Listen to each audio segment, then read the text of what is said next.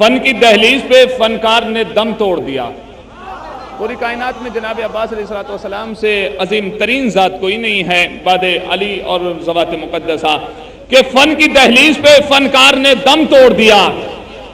فن کی دہلیز پہ فنکار نے دم توڑ دیا، نام عباس لکھا اور قلم توڑ دیا. فن کی دہلیز پہ فنکار نے دم توڑ دیا، نام عباس لکھا اور قلم توڑ دیا. ماشاءاللہ یہ صاحبان علم و فہم تشریف فرما ہے، نکتہ رس صاحبین اکرام تشریف فرما ہے، یہ منقبت خوانان شاہ نجف تشریف فرما ہے، یہ علماء اکرام تشریف فرما ہے اور یہ شورا اکرام یہاں پر تشریف فرما ہے. فن کی دہلیز پہ فنکار نے دم توڑ دیا، نام عباس لکھا اور قلم توڑ دیا. جس کا نام اس کی شجاعت کی گواہی خود پیش کر دے اسے عباس کہتے ہیں. یہ جشن فاتح فرات منایا جا رہا ہے. کون عباس؟ علمدار حسینی، تاجدار وفا، آفتاب کربلا، دعائے جناب سیدہ، دی کا شباب، علی کا شیر، حسین کا دل، زینب کا آسرا، فرزند فاطمہ، یادگار حمزہ، ماہ دو ہفتہ، ام البنین کا چاند، محافظ اسلام، ناصر فرات، قتیل فرات، پیاسے بچوں کا سہارا، حسینی فوج کا سپہ سالار، سقا اہل بیت اطہار، ثانی جعفر طیار، ام البنین کی ڈھارس، وفاؤں کی دنیا، سباؤں کا لمس، موجہ آب رواں پیاس نہیں بن سکتا. شعر پیش کر رہا ہوں، مصر پیش کر رہا ہوں. موجہ آب رواں پیاس نہیں بن سکتا، سنگ ریزہ کبھی الماس نہیں بن سکتا. کر کے تخلیق علمدار کو خالق نے کہا اب کوئی دوسرا عباس نہیں بن سکتا. کر کے تخلیق علمدار کو خالق نے کہا، کر کے تخلیق، دونوں ہاتھ بلند کر کے.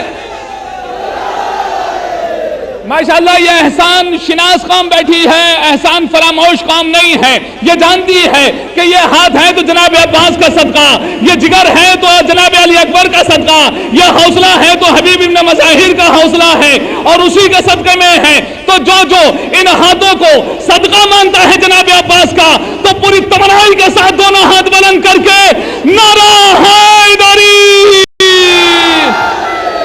موجہ آب رواں پیاس نہیں بن سکتا، سنگ ریزہ کبھی الماس نہیں بن سکتا. کر کے تخلیق علمدار کو خالق نے کہا اب کوئی دوسرا عباس نہیں بن سکتا. کوئی تو ہے جو ظلم کے حملوں سے دور ہے. مصر پیش کر رہا ہوں، زبان کے مصر اور ادب کے مصر پیش کر رہا ہوں. کوئی تو ہے جو ظلم انا کا غرور ہے، کوئی تو ہے جو ضبط انا کا غرور ہے. اب تک جو سر نگوں نہ ہوا پرچم حسین، اس پر کسی کے ہاتھ کا سایہ ضرور ہے.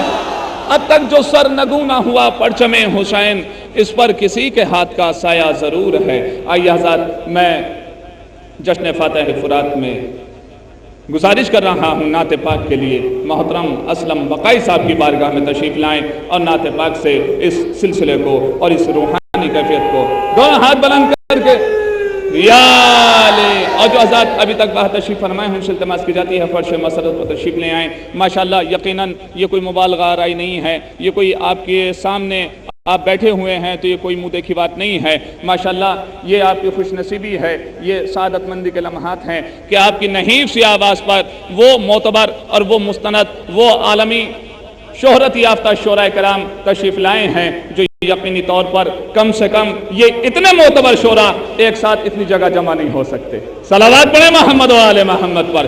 لیکن یہ آپ کی خوش نصیبی کہ تمام کے تمام وہ معتبر شعراء تشریف لائے اور یقیناً ان تمام شعراء کی موجودگی میں مجھ جیسے ناظم کا کوئی کام نہیں ہے، بس میرا کام ہے نام بلا دینا. اس لیے کہ ماشاءاللہ بڑی ہی بہترین فہرست آپ نے مرتب کی ہے، بڑا ہی بہترین مجموعہ شعراء کا آپ نے سجایا ہے، گلدستہ سجایا ہے جو یک بعد دیگر آپ کی بارگاہ اقدس میں پیش کرتا رہوں گا اور آپ داد و تحسین سے نوازتے رہیں گے، اپنی منت و مرادیں پاتے رہیں گے. دونوں ہاتھ بلند کر کے نعرہ حیدری.